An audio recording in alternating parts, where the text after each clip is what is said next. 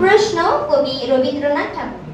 ভগবান, তুমি যুগে যুগে দূত পাঠায়েছ বারে বারে দয়াহীন সংসারে। তারা বলে গেল ক্ষমা করো সবে, বলে গেল ভালোবাসো অন্তর হতে বিদ্বেষ বিষ নাশো। বরণীয় তারা, স্মরণীয় তারা, তবুও বাহির দ্বারে আজি দূর দিনে ফিরানু তাদের ব্যর্থ নমস্কারে। আমি যে দেখেছি গোপন হিংসা কপট রাত্রি ছায় হেনেছে নিঃসহায়।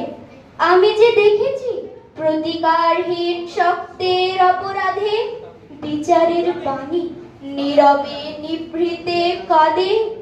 আমি যে দেখিনু তরুণ বালক উন্মাদ হয়ে ছুটে কি যন্ত্রণায় মরেছে পাথরে নিষ্ফল মাথা ফুটে।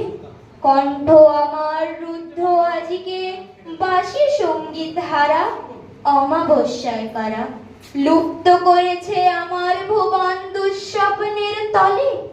তাই তো তোমায় শুধাই অশ্রু জলে, যাহারা তোমার বিষাইছে বায়ু নিভাইছে তব আলো।